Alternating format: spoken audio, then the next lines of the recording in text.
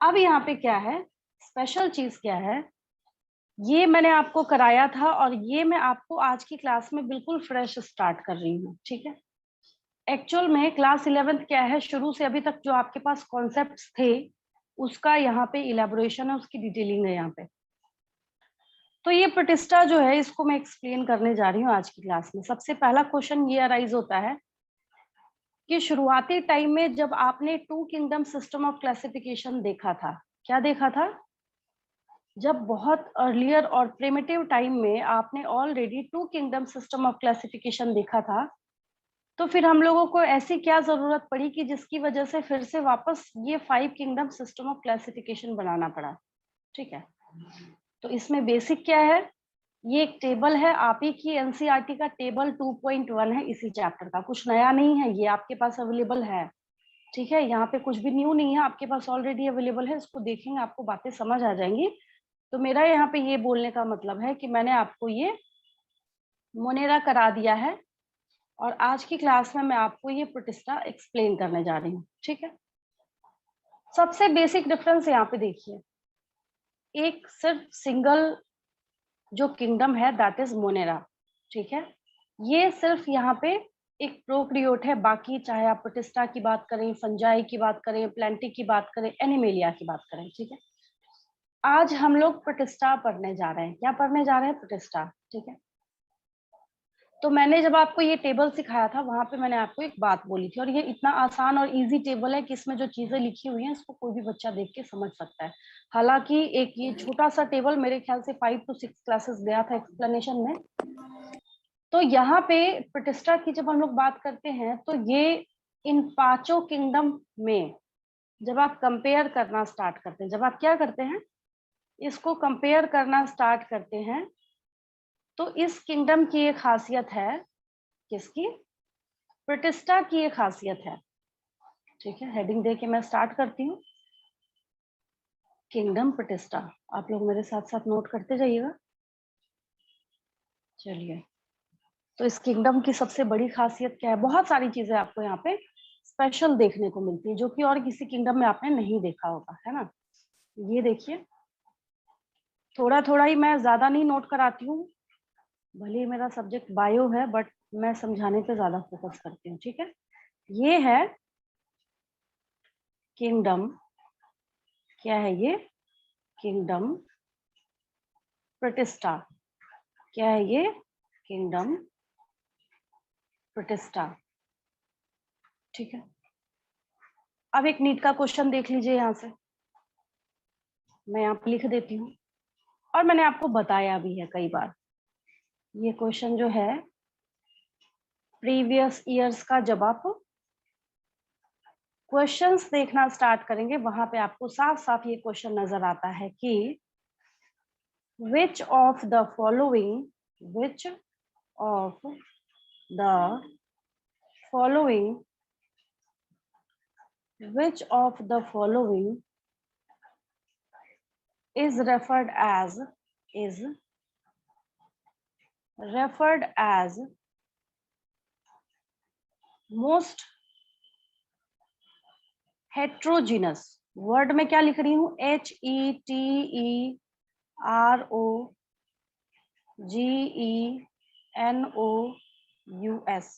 Most heterogeneous kingdom, most heterogeneous kingdom, ठीक है। अब यहाँ पे आपका एक क्वेश्चन होगा मेरे से, आप बोलेंगे क्वेश्चन तो ठीक है लिखा हुआ है बट इस क्वेश्चन का मतलब क्या है, मतलब हेट्रोजिनस का क्या मतलब है, हेट्रो मतलब क्या होता है, डिफरेंट, हेट्रो मीन्स क्या होता है, डिफरेंट होता है, ठीक है। अब हम लोग इसके ऑप्शंस देख लेते हैं। ऑप्शन में सपोज कीजिए कोई भी 4 में लिख दूं, पता ही आपको ये सारे किंगडम्स अवेलेबल हैं, कुछ नया तो मैंने बोला नहीं है इसमें, तो मैं क्या कर रही हूँ यहाँ पे आपके लिए 4 किंगडम्स लिख रही हूँ। अब आपको इतनी बात तो पता है कि अच्छा हम लोग आज की क्लास में प्रतिष्ठा पढ़ रहे हैं, तो ऑब्वियस है कि प्रतिष्ठा ही इसका आंसर होगा, सही में इसका राइट आंसर प्रतिष्ठा ही है, मैं उसकी वजह बता रही हूँ आपको, ठीक है। मैं यहाँ पे कोई भी 5 है टोटल, कोई भी मैं यहाँ पे 4 किंगडम का नाम लिख देती हूँ, मोनेरा, प्रतिष्ठा, मोनेरा, प्रतिष्ठा, फंजाई, और प्लेंटी में नहीं लिखती, प्लेंटी की बजाय मैं एनिमेलिया लिख देती हूँ, क्योंकि काफी जो बच्चे हैं ना वो इसमें कंफ्यूज करते हैं, और कंफ्यूजन की वजह से ही इसको मोस्ट हेट्रोजेनस किंगडम बोला जाता है। ठीक है, अब यहाँ पे क्वेश्चन अराइज होता है about the right answer, what is the right answer of this question and why. सबसे बड़ा क्वेश्चन क्या है, व्हाई, आखिर रीजन क्या है कि इसको हेट्रोजेनस किंगडम माना जाता है। क्वेश्चन अच्छा लग रहा है, सिंपल दिख रहा है आपको, है ना, और ये सारे ऑप्शंस आपको एग्जाम में, नीट के एग्जाम में नजर आएंगे। ठीक है, आंसर देखिए, मैं आंसर लिखती हूँ। अब मैं आपको आंसर में यहाँ पे मेंशन कर देती हूँ कि इसका आंसर क्या है, बी है। आपको तो खैर मार्क करना होता है, कुछ लिखना तो होता नहीं है उसमें, है ना। तो यहाँ पे आंसर हो जाएगा प्रतिष्ठा। रीजन क्या है सो सुनिए, एक कहानी सुनिए अच्छे से, आपको सारी चीजें समझ आ जाएंगी और क्लियर हो जाएगा। ठीक है, ये जो प्रतिष्ठा मेंबर है, जब हम लोग इसको देखना स्टार्ट करते हैं, हम लोग क्या करते हैं जब इसको देखना स्टार्ट करते हैं, ठीक है, तो वहां पे एक चीज आती है आपके सामने। ये आपकी एनसीईआरटी की बुक अवेलेबल है यहाँ पे, मतलब उसका एक पेज है, दैट इज पेज नंबर 21 आपके पास अवेलेबल है। कुछ नया नहीं है यहाँ पे। ठीक है, अब मैं जो बोल रही हूँ बस उसको थोड़ा सा ध्यान दीजिएगा। मैं आपको इसमें से ईच एंड एवरी टर्म हो, वर्ड हो, शब्द हो, अक्षर हो, कुछ भी हो, सबकी डिटेलिंग मैं आपको दूंगी, आपको उसके लिए घबराने की जरूरत नहीं है। अच्छा, ये युग्लिना है, क्या है यहाँ पे, युग्लिना है। ठीक है, अब ये कैसे ऑर्गेनिज्म है, ये ऐसे ऑर्गेनिज्म है कि इसके पास एक स्पेशल प्रोटीन की कवरिंग होगी, पेलिकल। मैं अभी नहीं पढ़ा रही आपको, मैं बार बार बोल रही हूँ, मैं आपको बस इसमें वेरिएशंस दिखा रही हूँ। ठीक है, दूसरी बात, रेड टाइड जो है, इसकी फोटो भी मैं आपको शो कर दूंगी जब हम लोग इसको पढ़ेंगे, तो रेड टाइड। ठीक है, तो ये डाइनोफ्लैजेलेट्स है। ये क्या है, डाइनोफ्लैजेलेट्स हैं, जो कि इतना हजार्डस एक जहर जिसको बोलते हैं ना, टॉक्सिन, टॉक्सिन सिक्रीट करते हैं कि जिसकी वजह से ये दूसरे मेरीन एनिमल्स को किल कर देते हैं। भाई ये हो गया दूसरे तरीके की बात, ये हो गई दूसरे तरीके की बात। यूग्लिना है, आप किसी भी गटर का पानी उठा के लेके आइए और उसमें जब आप ड्रॉप डाल के माइक्रोस्कोप के अंदर ऑब्जर्व करना स्टार्ट करेंगे तो ये महाशय आपको दिख जाएंगे वहां पे। ठीक है, देन हम लोग यहाँ पे किसकी बात करते हैं, ये देखिए स्लिम मोल्ड लिखा हुआ है यहाँ पे, या स्लाइम मोल्ड लिखा हुआ है, जो भी बोलिए इसको। ठीक है, इसकी कहानी दूसरी है। मतलब क्या है, अगर मैं ऑनेस्टली बताऊं, और ये प्रोटोजोअन्स है, बहुत अर्लियर और प्रिमिटिव टाइम में इसको एनिमल्स के अंदर पढ़ा जाता था। अब देखिए कहाँ इसके पहले एक और कैटेगरी है, डायनोफ्लैजेलेट्स के पहले भी 2.2.1 की कैटेगरी कौन सी है, क्राइजोफाइट्स की है। किसकी है, क्राइजोफाइट्स की है।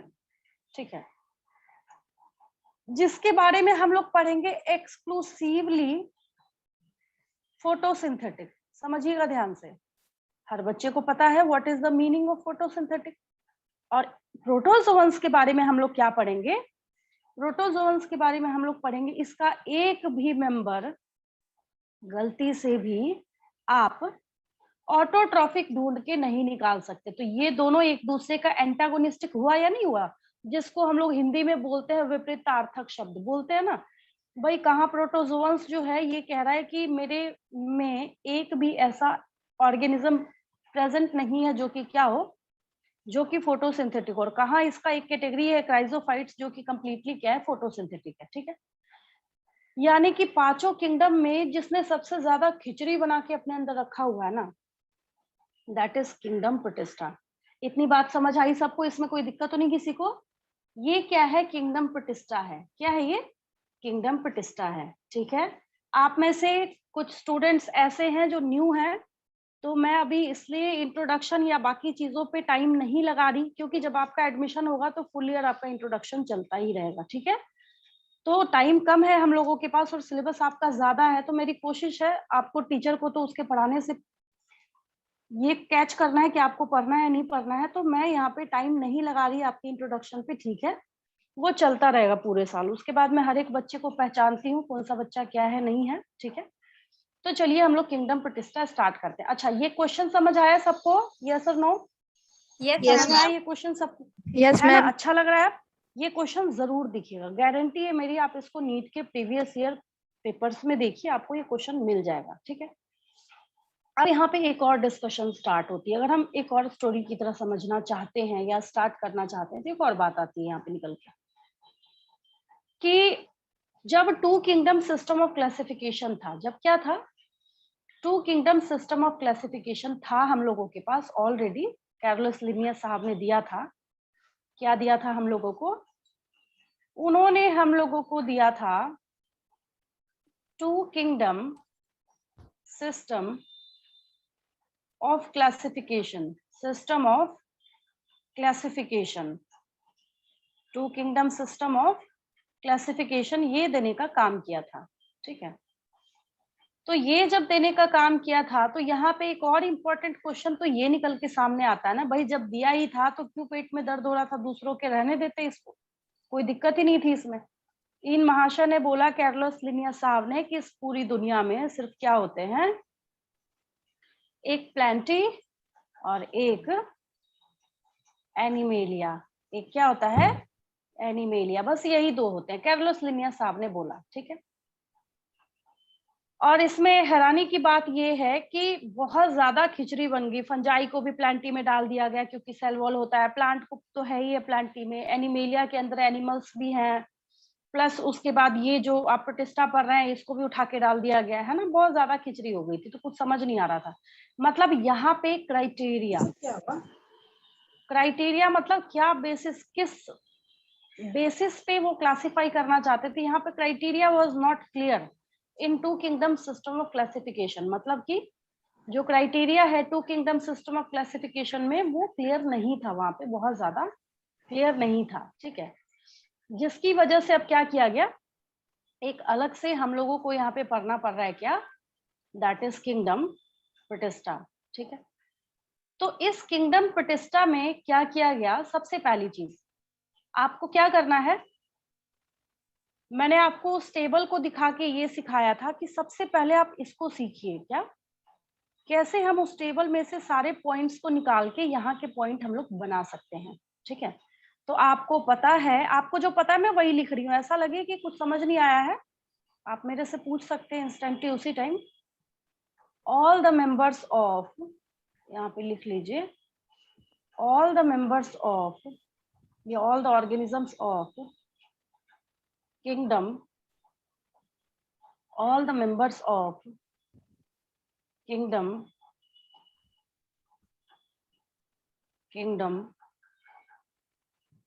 प्रोटिस्टा, क्या हो जाएगा, किंगडम प्रोटिस्टा आर यूकैरियोटिक, है ना, ये तो सबको पता है।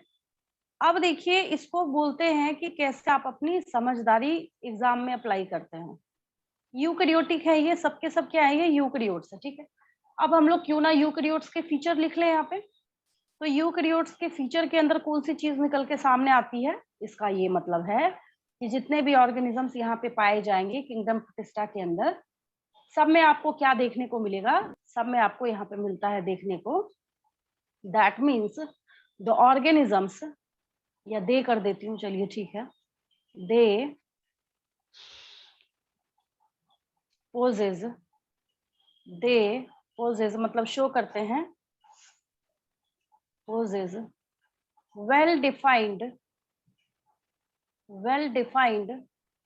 न्यूक्लियस। कुछ नया तो लिखा नहीं है मैंने, कहाँ जो इसके प्रिमिटिव वाली जो कैटेगरी थी, कहाँ बेचारे के पास न्यूक्लियर मेम्ब्रेन था ही नहीं, तो हम बोलते थे कि उसके पास वेल डिफाइंड न्यूक्लियस जो है वो नहीं प्रेजेंट है, बस इसके पास क्या है, वेल डिफाइंड न्यूक्लियस जो है प्रेजेंट है। ठीक है, जब आप मोनेरा के अंदर भी देख रहे थे वहां पे भी यूनिसेलुलर ऑर्गेनिजम्स थे, और यहाँ पे भी आपको क्या देखने को मिलते हैं, यहाँ पे भी आपको यूनिसेलुलर ऑर्गेनिजम्स देखने को मिलते हैं। बट एक और क्या स्पेशलिटी है यहाँ पे, एक और स्पेशल चीज यहाँ पे ये है कि इसके जितने भी मेंबर्स हैं वो ज्यादातर यूनिसेलुलर होने के साथ साथ यूकैरियोटिक होंगे। तो यूकैरियोटिक तो आपने यहाँ पे लिखा ही है।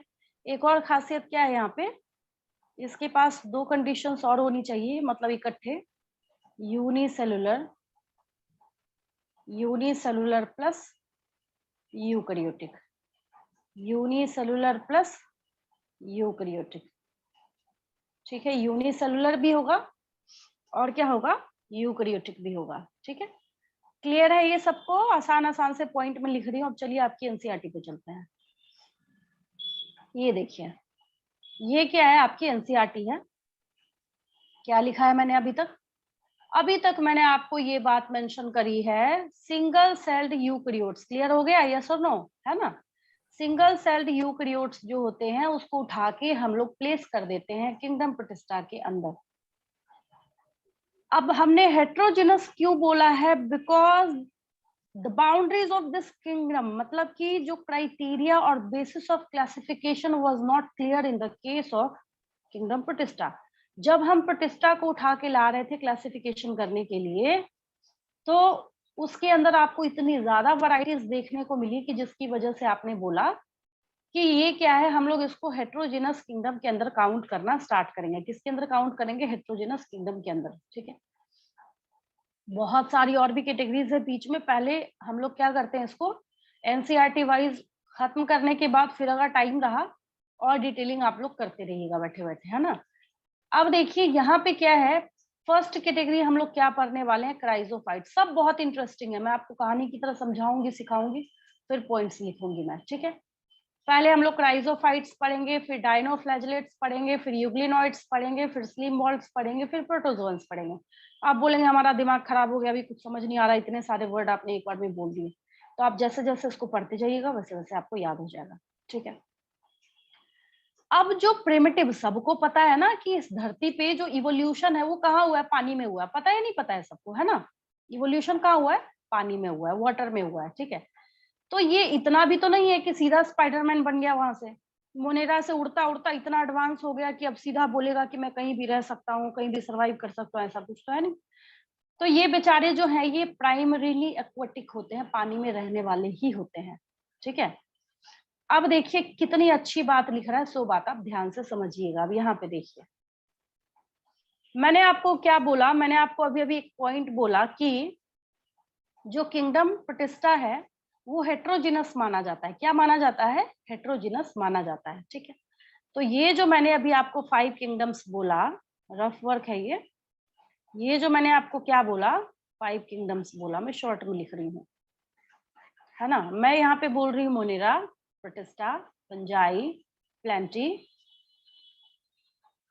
Monera, protista, fungi, plenty and animalia. ये लाइन 6 डाल दी है मैंने।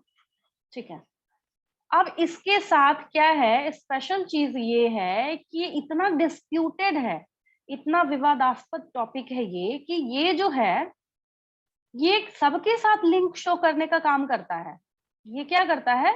सबके साथ लिंक शो करने का काम करता है। जहां पे ये प्रोटिस्टा बोल रहा है कि मैं क्या हूं, मेरे पास ऐसे मेंबर्स भी हैं जो एक्सक्लूसिवली हेट्रोट्रॉफिक होते हैं, तो वहां पे ये एनिमल जैसा बिहेव करता है।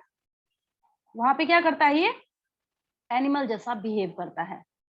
कई जगहों पे ये क्या होगा, सेप्रोफाइटिक भी होगा, तो वहां पे ये फंजाई की तरह बिहेव करेगा।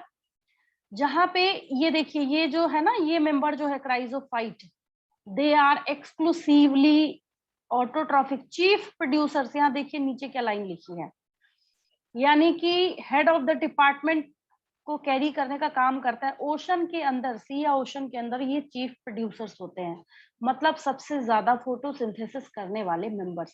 क्या होते हैं ये? सबसे ज्यादा फोटोसिंथेसिस करने वाले मेंबर्स। तो भाई इसने तो प्लांट को भी मात दे दी, तो बोला जाएगा इसके साथ भी कनेक्शन है इसका। क्या है? इसके साथ भी कनेक्शन है इसका।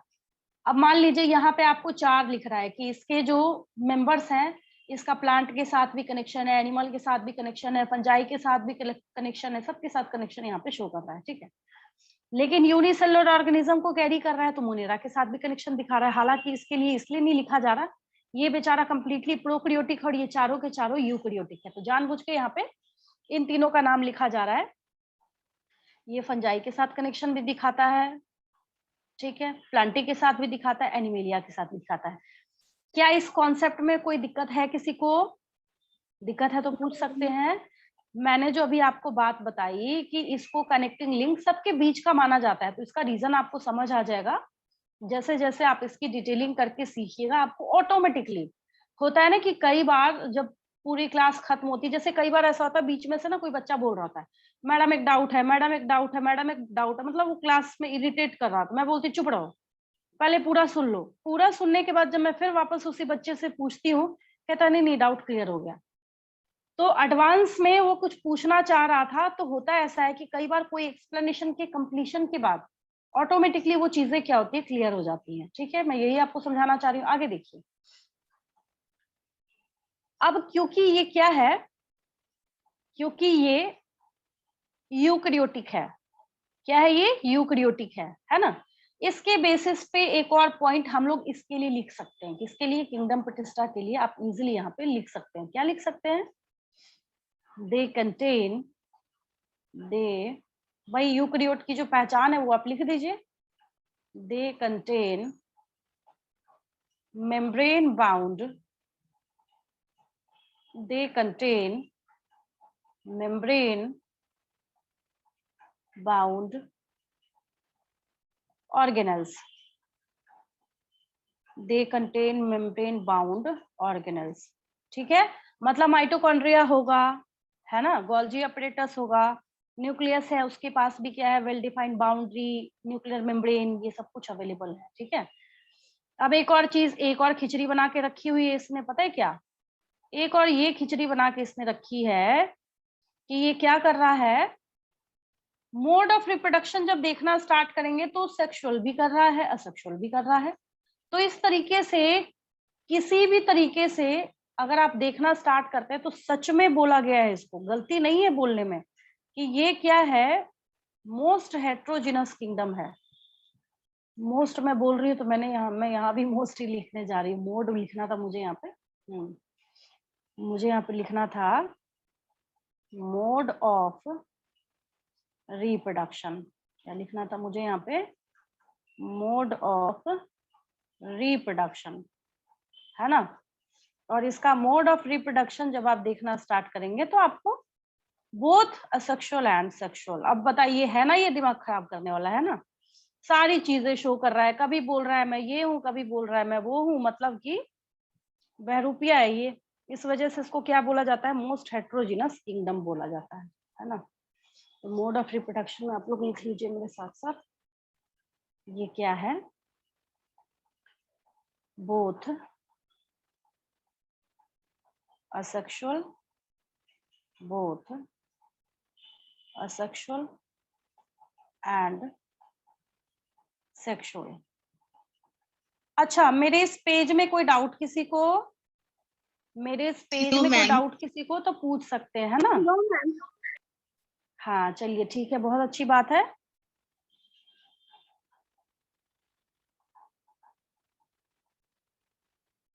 श्याम आपको समझ आ रहा है? श्याम आवाज जा रही मेरी, समझ आ रहा है आपको? Yes ma'am. हाँ समझ आ रहा है। आपका नेम मैंने न्यू देखा तो मैंने पूछ लिया आपसे। Okay ma'am. चलिए आपको हाँ समझ आ रहा है। ऐसे तो मैं यही सोच के पढ़ा रही हूँ कि मैं प्राइमरी के बच्चों को पढ़ा रही हूँ, बेसिक से करा रही हूँ मैं आपको। फरदीन आपको समझ आ रहा है? फरदीन आपको समझ आ रहा है? Yes ma'am. हाँ चलिए अच्छी बात है। सचिन, सचिन समझ आ रहा है?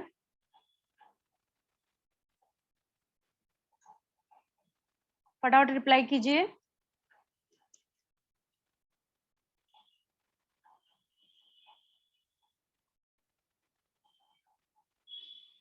तन्मय समझ आ रहा है आपको?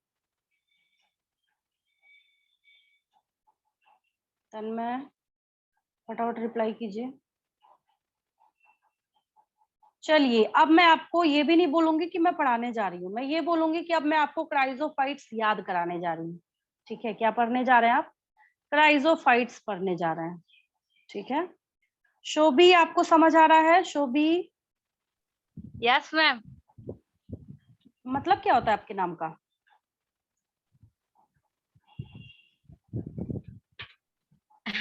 I don't. क्या होता है मतलब? शोभी का मतलब? हाँ मुझे भी नहीं पता। अच्छा, मुझे बताइएगा नेक्स्ट क्लास में, ठीक है, पेरेंट्स से पूछ के। क्राइजोफाइट्स।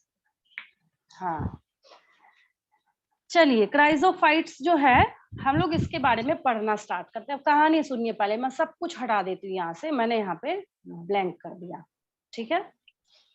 अब जो सिखा रही हूँ सो आप सीखिए बहुत अच्छे से, कहानी सुनते जाइए क्राइजोफाइट्स के बारे में, ठीक है। रफ पेज है मेरे लिए, आप लोग चाहें तो इसमें से कुछ इंफॉर्मेटिव चीजें नोट कर सकते हैं, ठीक है।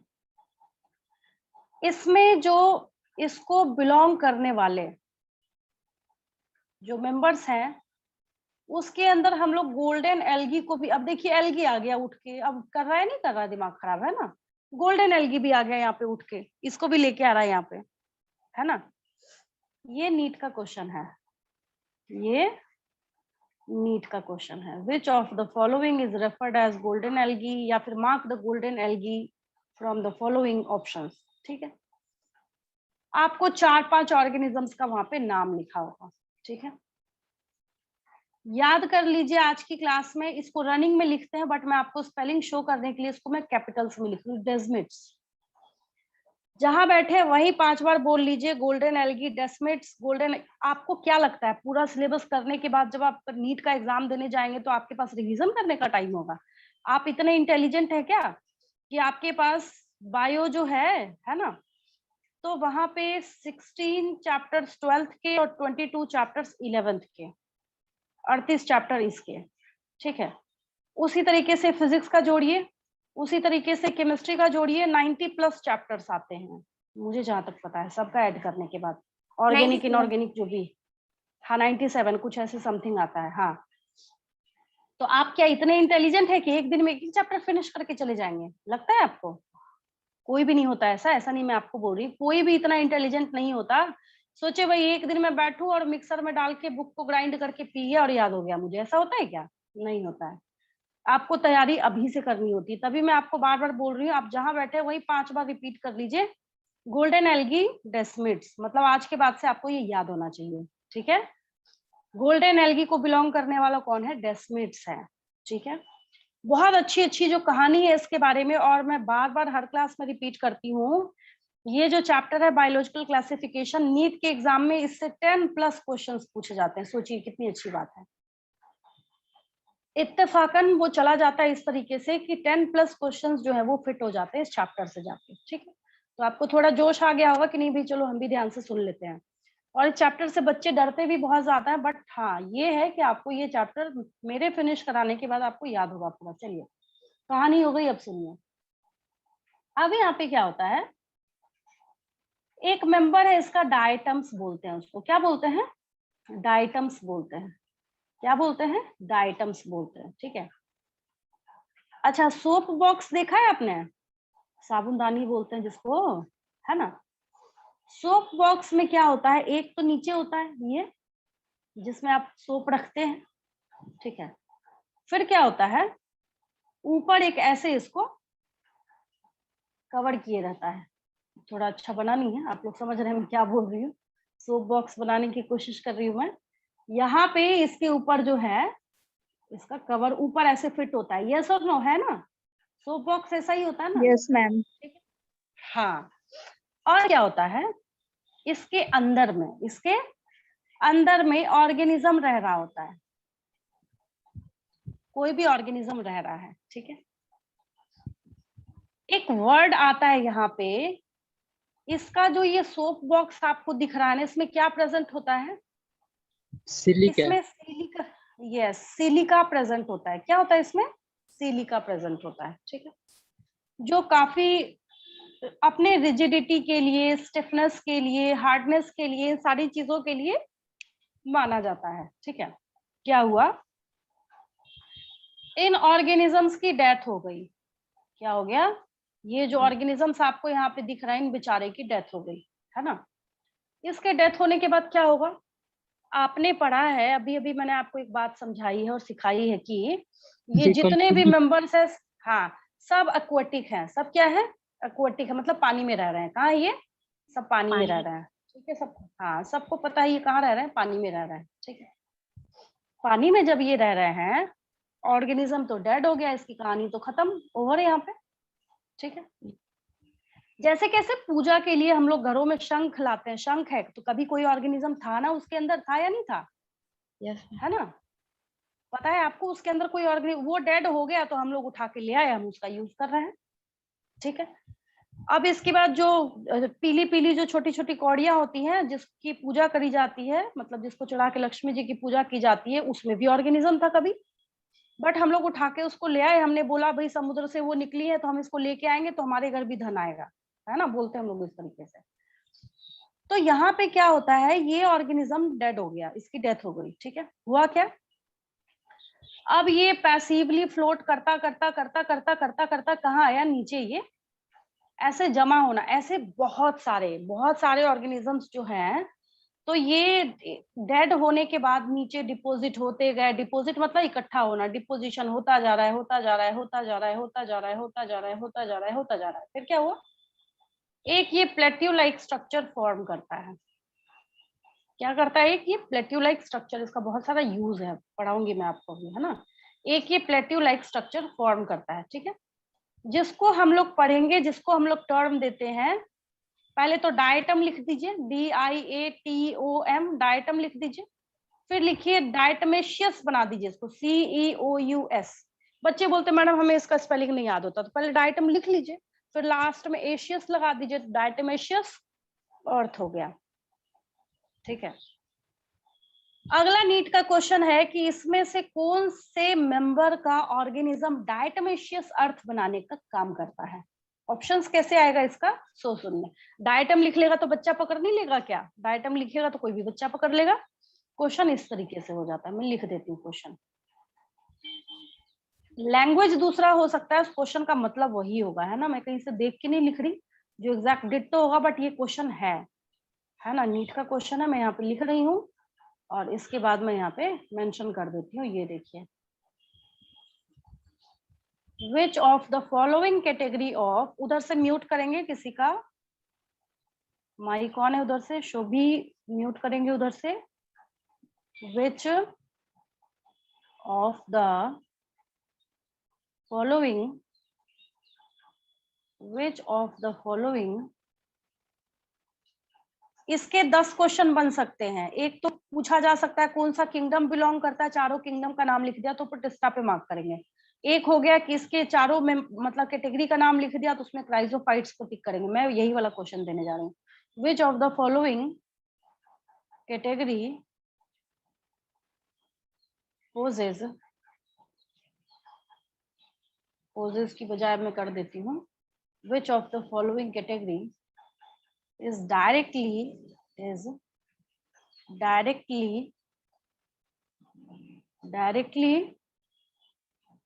concerned with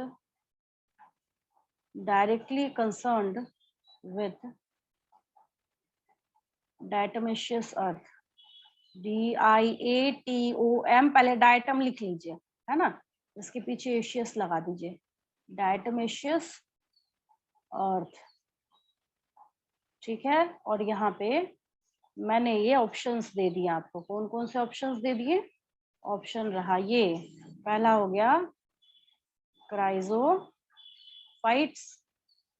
पहला क्या हो गया, क्राइजोफाइट्स हो गया, है ना। फिर मैंने यहाँ पे लिख दिया प्रोटोजोअन्स,